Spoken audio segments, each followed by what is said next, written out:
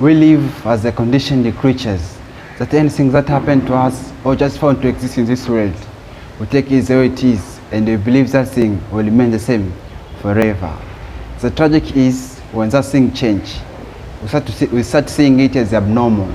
We resist the change, and sometimes we force it to be as it used to be.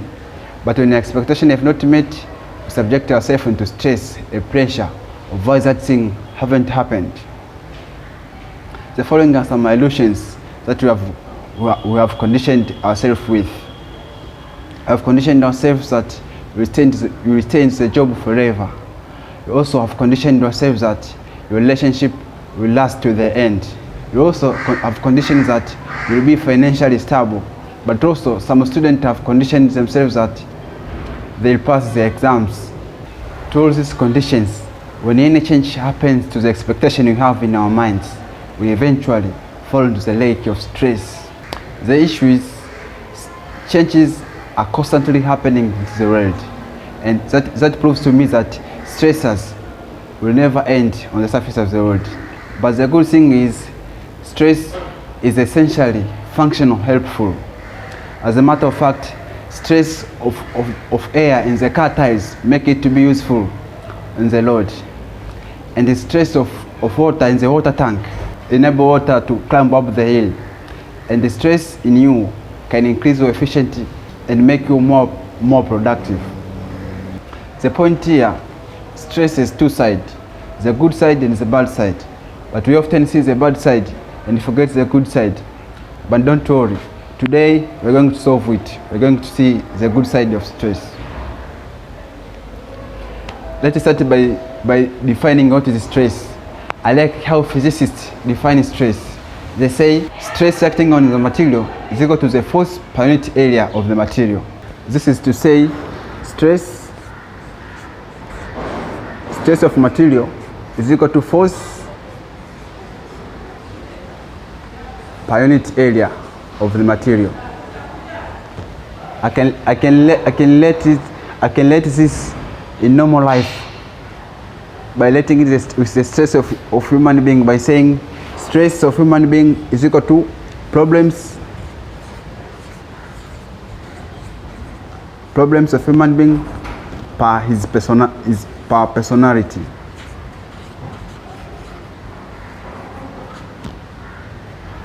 Then what is problems? Problems are those things that problems are stressors, those things that can stress you, like maybe divorce, or you lost the job, or you are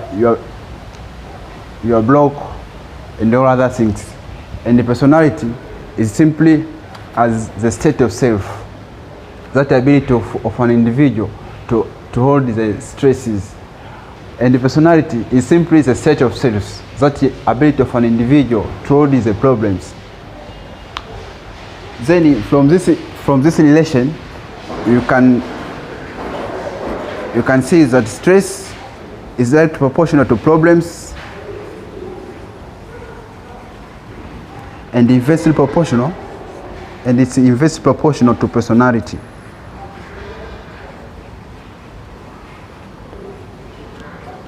Personality. That means if you want to reduce the stress, you have to reduce the magnitude of the problem. And if you want to reduce the stress too, you have to increase your personality. From this two relation, you can control stress from this two relation. Then how can you reduce the magnitude of the problem? Is by doing two things. Number one, we can reduce the magnitude of the problem by sharing your problem to people. That means the more you can share your problem that means the more you can share your problem to the number of people you trust, the more your problem become weaker. It's like when your problem weighs 2 tons or 3 tons, when you share it, it weighs lesser. Maybe it reduces to less than that tons.